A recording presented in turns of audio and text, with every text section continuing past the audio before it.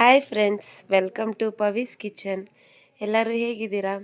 ಇವತ್ತು ನನಗೆ ಕೇಸರಿ ಬಾತು ಉಪ್ಪಿಟ್ಟು ತಿನ್ನಬೇಕಂತ ತುಂಬ ಆಸೆ ಆಗ್ತಾಯಿತ್ತು. ಸೊ ಅದಕ್ಕೆ ಇವತ್ತು ಚೌಚೌ ಬಾತ್ ಮಾಡಿದ್ದೆ ಮನೆಯಲ್ಲಿ. ಸೊ ನಾನು ಯಾವ ಥರ ಮಾಡಿದ್ದೆ ಚೌಚೌ ಬಾತ್ ಅಂತ ಇವತ್ತು ಈ ವಿಡಿಯೋದಲ್ಲಿ ನಿಮಗೆ ತೋರಿಸ್ತಾ ಇದ್ದೀನಿ. ಫಸ್ಟು ನಾನು ಬನ್ಸಿ ರವೆನ ಸ್ವಲ್ಪ ತುಪ್ಪ ಹಾಕಿ ಕೆಂಪಗೆ ಹುರ್ಕೊಂಡಿದ್ದೆ. ನಾರ್ಮಲ್ ಉಪ್ಪಿಟ್ಟು ಮಾಡ್ತೀರಾ, ಆದರೆ ನಾನು ಯಾವ ಥರ ಮಾಡಿದ್ದೆ ಇವತ್ತು ಅಂತ ತೋರಿಸೋಣ ಅಂತ ಅಷ್ಟೇ.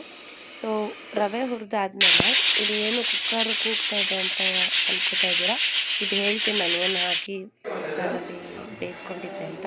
ಫಸ್ಟು ಒಂದು ಜಾರ್ಗೆ ನಾನು ಚಕ್ಕೆ ಲವಂಗ ಹಾಕ್ಕೊತಾ ಇದ್ದೀನಿ, ಯಾಕಂದರೆ ನಾನು ಇವತ್ತು ಮಸಾಲೆ ಉಪ್ಪಿಟ್ಟು ಮಾಡೋಣ ಅಂತ. ಮತ್ತು ಬೆಳ್ಳುಳ್ಳಿ, ಒಂದು ಸ್ವಲ್ಪ ಶುಂಠಿ ಹಾಕಿ ಸುಮ್ಮನೆ ತರಿಯಾಗಿ ರುಬ್ಕೊಂಡಿದ್ದೆ. ಮಸಾಲೆ ಉಪ್ಪಿಟ್ಟು ಆಗಿರೋದ್ರಿಂದ ಸೊ ಶುಂಠಿ ಬೆಳ್ಳುಳ್ಳಿ ಪೇಸ್ಟ್ ಎಲ್ಲ ಹಾಕಿ ಮಾಡಿದ್ರೆ ಚೆನ್ನಾಗಿರುತ್ತೆ ಅಂತ. ನೋಡಿ, ಈ ಥರ ಜಸ್ಟ್ ಒಂದು 2 ಸತಿ ಹಂಗೆ ತಿರುಗಿಸ್ಕೊಂಡಿದ್ದೀನಿ ಅಷ್ಟೇ. ನೆಕ್ಸ್ಟು ಇವತ್ತು ಅಮ್ಮವರೆಲ್ಲ ಬರ್ತಿದ್ರು, ಅದಕ್ಕೆ ಸ್ವಲ್ಪ ಕ್ವಾಂಟಿಟಿ ಜಾಸ್ತಿನೇ ಮಾಡ್ತಾಯಿದ್ದೀನಿ ಉಪ್ಪಿಟ್ಟನ್ನ. ನಿಮ್ಗೆ ಯಾವ ಕ್ವಾಂಟಿಟಿ ಬೇಕೋ ಅಷ್ಟು ಮಾಡಿಕೊಂಡ್ರೆ ಆಯಿತು. ಸೊ ಇವಾಗ ಫಸ್ಟ್ ಎಣ್ಣೆ ಹಾಕೋತಾ ಇದ್ದೀನಿ, ಆಮೇಲೆ ಸ್ವಲ್ಪ ತುಪ್ಪನೂ ಆ್ಯಡ್ ಮಾಡ್ತಾಯಿದ್ದೀನಿ ನಾನು. ಸ್ವಲ್ಪ ಆಯಿಲ್ ಜಾಸ್ತಿ ಇದ್ರೇ ಉಪ್ಪಿಟ್ಟೆಲ್ಲ ತಿನ್ನೋಕ್ಕೆ ಬಿಸಿ ಬಿಸಿಯಾಗಿ ತುಂಬ ಚೆನ್ನಾಗಿರುತ್ತೆ, ಅದಕ್ಕೆ ಸ್ವಲ್ಪ ತುಪ್ಪನೂ ಆ್ಯಡ್ ಮಾಡ್ಕೊತಾ ಇದ್ದೀನಿ. ಇದಕ್ಕೆ ಈಗ ಸ್ವಲ್ಪ ಸಾಸಿವೆ ಹಾಕ್ತಾಯಿದ್ದೀನಿ. ಬಿಸಿ ಬಿಸಿಯಾಗಿ ತಿಂತಾಯಿದ್ರೆ ಉಪ್ಪಿಟ್ಟು ತುಂಬ ಚೆನ್ನಾಗಿರುತ್ತೆ. ಅದೇ ತಣ್ಣಗಾದರೆ ನನಗಂತೂ ತಿನ್ನೋಕ್ಕೆ ಇಷ್ಟನೇ ಆಗಲ್ಲ. ಸೊ ಅದಕ್ಕೆ ಇವತ್ತು ಮನೆಯಲ್ಲೇ ಇದ್ದೆ ಅಂತ ಉಪ್ಪಿಟ್ಟು ಮಾಡ್ಕೋತಾ ಇದ್ದೆ. ಸೊ ನೋಡಿ, ಮೆಣಸಿನ್ಕಾಯಿ, ಈರುಳ್ಳಿ, ಕರಿಬೇವೆಲ್ಲ ಸಣ್ಣ ಕಟ್ ಮಾಡಿದ್ದೀನಿ, ಕಾಯಿ ತುರಿ, ಟೊಮ್ಯಾಟೊ. ಇದು ನೋಡಿ, ನಾನು ಬಟಾಣಿ, ಆಲೂಗಡ್ಡೆ, ಕ್ಯಾರೆಟು, ಬೀನ್ಸ್ ಈ ತರಕಾರಿ ಎಲ್ಲ ವಿಸಿಲ್ ಓಡಿಸ್ಕೊಂಡಿದ್ದಾಗಲೇ ಬಟಾಣಿ ಹಾಕಿದ್ದೆ ಅಂತಲೇ ವಿಸಿಲ್ ಮಾಡ್ಕೊಂಡಿದ್ದೀನಿ. ಸೊ ಇವಾಗ ಎಣ್ಣೆ ಕಾದಿ ಸಾಸಿವೆನೂ ಹಾಕಿ ಆಯಿತು. ಇವಾಗ ನೆಕ್ಸ್ಟ್ ಕಡಲೆಬೇಳೆ ಹಾಕ್ತಾಯಿದ್ದೀನಿ.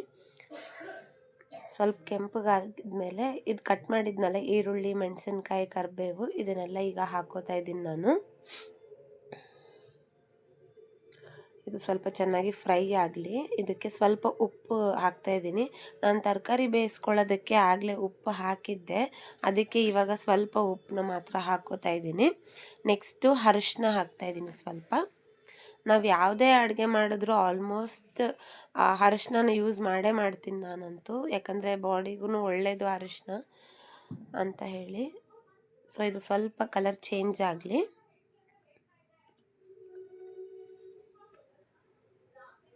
ನೋಡಿ, ಇವಾಗ ಇದಕ್ಕೆ ನಾನು ಶುಂಠಿ ಬೆಳ್ಳುಳ್ಳಿ ಎಲ್ಲ ಹಾಕಿ ರುಬ್ಬಿದ್ದೆ ಅಲ್ವಾ, ಅದನ್ನು ಹಾಕ್ಕೋತಾ ಇದ್ದೀನಿ. ಅದು ಹಾಕಿದ ತಕ್ಷಣ ನಾನು ಸಬ್ಬಕ್ಕಿ ಸೊಪ್ಪು ಕೂಡ ಹಾಕ್ತಾಯಿದ್ದೀನಿ, ಯಾಕಂದರೆ ಸಬ್ಬಕ್ಕಿ ಸೊಪ್ಪು ಆದಷ್ಟು ಫ್ರೈ ಆದ್ರೇ ಅದು ಚೆನ್ನಾಗಿರೋದು, ಇಲ್ಲಾಂದರೆ ಹಸಿ ಹಸಿ ಇರುತ್ತೆ. ಇದ್ರ ಜೊತೆನೇ ನಾನು ಸ್ವಲ್ಪ ಕೊತ್ತಂಬರಿ ಕೂಡ ಕಟ್ ಮಾಡಿ ಈಗಲೇ ಹಾಕ್ಕೊಬಿಡ್ತಾಯಿದ್ದೀನಿ. ಇದು ಸ್ವಲ್ಪ ಫ್ರೈ ಆಗಲಿ. ಆ ಶುಂಠಿ ಬೆಳ್ಳುಳ್ಳಿ ಪೇಸ್ಟು, ಚಕ್ಕೆ ಲವಂಗ ಎಲ್ಲ ಹಾಕಿದ್ರಿಂದ ಫ್ಲೇವರ್ ತುಂಬ, ಸ್ಮೆಲ್ಲು ಅಷ್ಟೇ, ಫ್ಲೇವರು ಅಷ್ಟೇ ತುಂಬ ಚೆನ್ನಾಗಿರುತ್ತೆ. ಸೊ ಈಗ ಇದಕ್ಕೆ ಟೊಮ್ಯಾಟೊ ಆ್ಯಡ್ ಮಾಡ್ಕೋತಾ ಇದ್ದೀನಿ. ಸೊ ಈ ಟೊಮ್ಯಾಟೊ ಕೂಡ ಚೆನ್ನಾಗಿ ಸಾಫ್ಟಾಗಿ ಫ್ರೈ ಆಗಲಿ.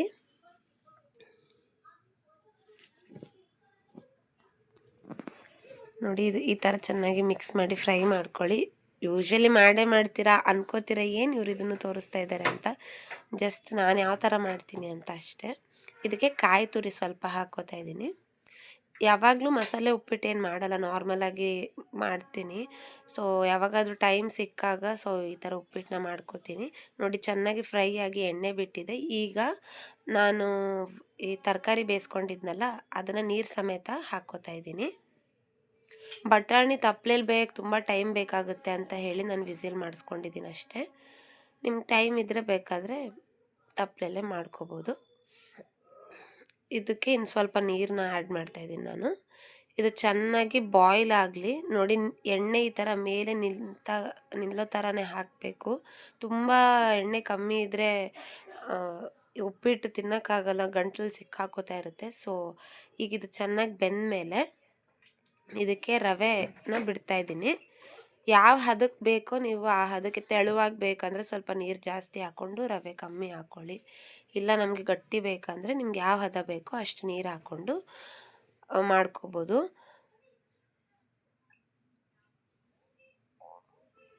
ನೋಡಿ ರವೆ ಎಷ್ಟು ಬೇಕೋ ಅಷ್ಟನ್ನು ನಾನು ಹಾಕೋತಾ ಇದ್ದೀನಿ.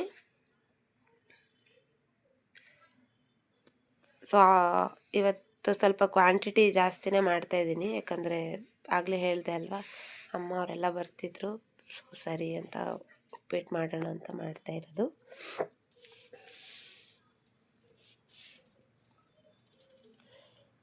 ಇದು ಚೆನ್ನಾಗಿ ಬಾಯ್ಲ್ ಆಗಲಿ. ಸೊ ನೋಡಿ, ಉಪ್ಪಿಟ್ಟು ರೆಡಿ ಇದೆ ಆಲ್ಮೋಸ್ಟ್.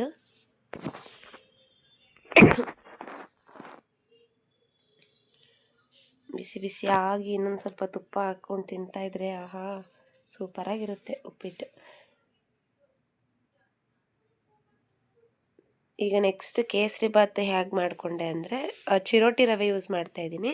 ಸಣ್ಣ ರವೆನೂ ಕೂಡ ನೀವು ಯೂಸ್ ಮಾಡ್ಬೋದು. ಇದಕ್ಕೂ ಅಷ್ಟೇ ನಾನು ಸ್ವಲ್ಪ ತುಪ್ಪ ಹಾಕಿನೇ ಫ್ರೈ ಮಾಡ್ಕೊತೀನಿ, ಯಾಕಂದರೆ ಕೇಸರಿ ಬಾತಲ್ಲಿ ಎಷ್ಟು ತುಪ್ಪ ಹಾಕ್ತಿರೋ ಅಷ್ಟು ಟೇಸ್ಟ್ ಇರುತ್ತೆ ಕೇಸರಿ ಬಾತು. ಸೊ ಇದಕ್ಕೂ ನಾನು ತುಪ್ಪ ಹಾಕಿ ಸ್ವಲ್ಪ ಬ್ರೌನಿಶ್ ಆಗಿ, ಸ್ವಲ್ಪ ಲೈಟ್ ಬ್ರೌನ್ ಆಗಿ ಫ್ರೈ ಮಾಡ್ಕೊಂಡಿದ್ದೀನಿ. ಈಗ ಇನ್ನೊಂದು ತಪ್ಪಲೆಯಲ್ಲಿ ನಾನು ಮತ್ತೆ ತುಪ್ಪ ಹಾಕ್ಕೊಂಡಿದ್ದೀನಿ ಕೇಸರಿ ಬಾತ್ ಮಾಡೋಕ್ಕೆ. ಇದು ಈಗ ಡ್ರೈ ಫ್ರೂಟ್ಸು, ನೀವು ಏನೇನು ಡ್ರೈ ಫ್ರೂಟ್ಸ್ ಯೂಸ್ ಮಾಡ್ತೀರಾ ಅದನ್ನು ಸಣ್ಣಗೆ ಕಟ್ ಮಾಡಿ ಯೂಸ್ ಮಾಡ್ಬೋದು. ನಾನೀಗ ಈ ತುಪ್ಪಕ್ಕೆ ಡ್ರೈ ಫ್ರೂಟ್ಸ್ನ ಹಾಕ್ತಾಯಿದ್ದೀನಿ. ಇದು ಸ್ವಲ್ಪ ಬ್ರೌನಿಶ್ ರೆಡ್ ಆಗಿ ಫ್ರೈ ಆದರೆ ಸಾಕು, ತುಂಬ ಕಪ್ಪಗೆ ಮಾಡೋದೇನು ಬೇಕಾಗಿಲ್ಲ. ಸೊ ನೋಡಿ, ಇದು ಸ್ವಲ್ಪ ಫ್ರೈ ಆಗಲಿ.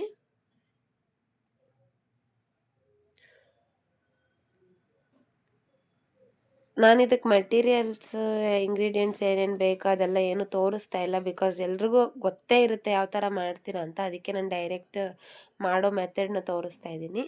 ನೆಕ್ಸ್ಟ್ ಇದಕ್ಕೆ ಹಾಲನ್ನ ಹಾಕೋತಾ ಇದ್ದೀನಿ.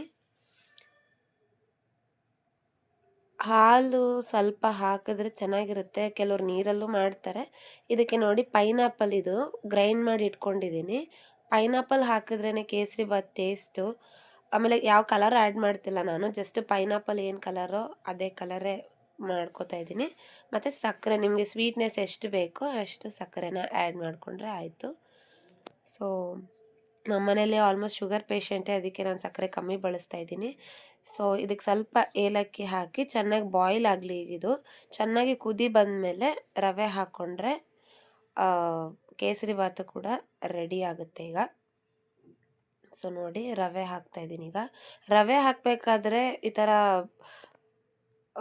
ಸ್ವಲ್ಪ ಸ್ವಲ್ಪ ಹಾಕಿ ಮಿಕ್ಸ್ ಮಾಡ್ಕೋಬೇಕು. ಒಂದೇ ಸತಿ ಸುರಿದ್ಬಿಟ್ರೆ ಗಂಟಾಗ್ಬಿಡುತ್ತೆ ಕೇಸರಿ ಬಾತು. ಸೊ ಅದಕ್ಕೆ ನಾನು ಸ್ವಲ್ಪ ಸ್ವಲ್ಪ ಹಾಕಿ ಯಾವ ಹದಕ್ಕೆ ಬೇಕೋ ಆ ಹದಕ್ಕೆ ಮಿಕ್ಸ್ ಮಾಡ್ಕೋತಾ ಇದ್ದೀನಿ. ಸ್ವಲ್ಪ ನೀರು ಥರನೇ ಇರಬೇಕು, ತುಂಬ ಗಟ್ಟಿಯಾಗಿಬಿಟ್ರೆ ಇನ್ನು ತಣ್ಣಗಾದರೆ ಇದ್ದಿದ್ದು ಗಟ್ಟಿ ಆಗಿಬಿಡುತ್ತೆ. ಅದಕ್ಕೆ ನಾನು ಸ್ವಲ್ಪ, ಈಗ ಗಂಜಿ ಮಾಡ್ತಾರಲ್ಲ ಅಷ್ಟಿದ್ರೆ ಸಾಕು, ತಣ್ಣಗಾದ್ಮೇಲೆ ಅದು ನಾರ್ಮಲಾಗಿ ಬಂದ್ಬಿಡುತ್ತೆ ಕೇಸರಿ ಬಾತು. ಸೊ ನಾನು ಎಷ್ಟು ಬೇಕೋ ಅಷ್ಟೇ ಫ್ರೈ ಮಾಡ್ಕೊಂಡಿರೋದ್ರಿಂದ ನಾನೆಲ್ಲ ರವೆನೂ ಹಾಕ್ತಾಯಿದ್ದೀನಿ ಇಲ್ಲಿ. ಈಗ ನೋಡಿ ಆಲ್ಮೋಸ್ಟ್ ರೆಡಿ ಆಗಿದೆ ಕೇಸರಿ ಬಾತು. ಸ್ವಲ್ಪ ಕುದೀಲಿ ಇದು. ನೋಡಿ, ಈ ಹದಕ್ಕೆ ಮಾಡಿಕೊಂಡ್ರೆ ಸಾಕು. ಇನ್ನೂ ಗಟ್ಟಿ ಆಗಿಬಿಟ್ರೆ, ತಣ್ಣಗಾದರೆ ಇನ್ನೂ ಗಟ್ಟಿ ಆಗಿಬಿಡುತ್ತೆ ಅಂತ ಹೇಳಿ. ಸೊ ಇವಾಗ ಇದಕ್ಕೆ ಇನ್ನೇನು ಇಳಿಸ್ತೀವಿ, ಸ್ಟವ್ ಆಫ್ ಮಾಡ್ತೀವಿ ಅನ್ನೋ ಟೈಮಲ್ಲಿ ಸ್ವಲ್ಪ ತುಪ್ಪ ಹಾಕ್ಬೇಕು. ಇನ್ನೂ ಸ್ವಲ್ಪ ಜಾಸ್ತಿ ತುಪ್ಪ ಹಾಕಿದಷ್ಟು ಟೇಸ್ಟ್ ಇರುತ್ತೆ. ಬಾಯಲ್ಲಿಟ್ಟರೆ ಹಂಗೆ ಕರ್ಗೋಗ್ಬೇಕು ಕೇಸರಿ ಬಾತು, ಆಗಲೇ ತುಂಬ ಟೇಸ್ಟಿಯಾಗಿರೋದದು. ಸೊ ನಾನೀಗ ಮತ್ತೆ ತುಪ್ಪ ಹಾಕಿ ಸ್ಟವ್ನ ಆಫ್ ಮಾಡ್ಕೋತಾ ಇದ್ದೀನಿ. ಸೊ ಇವಾಗ ಕೇಸರಿ ಬಾತು, ಉಪ್ಪಿಟ್ಟು ಎರಡೂ ರೆಡಿ ಇದೆ. ಇವಾಗ ಟೇಸ್ಟ್ ಮಾಡೋದು ಒಂದೇ ಬಾಕಿ. ನೋಡಿ, ಈಗ ಈ ಥರ ಸೈಡಲ್ಲೆಲ್ಲ ತುಪ್ಪ ನಿಂತ್ಕೋಬೇಕು, ಆ ಥರ ಹಾಕಿದ್ರೆ ಕೇಸರಿ ಬಾತ್ ತುಂಬ ಚೆನ್ನಾಗಿರುತ್ತೆ. ಸೊ ಈಗ ಕೇಸರಿ ಬಾತ್ ರೆಡಿ ಇದೆ.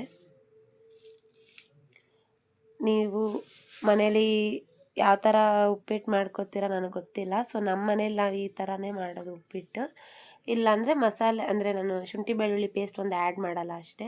ಸೊ ಯಾವ ಥರ ಇತ್ತು ಉಪ್ಪಿಟ್ಟು ಕೇಸರಿ ಬಾತು ಅಂತ ನೀವು ಮನೇಲಿ ಮಾಡಿ ಕಮೆಂಟ್ ಮಾಡಿ.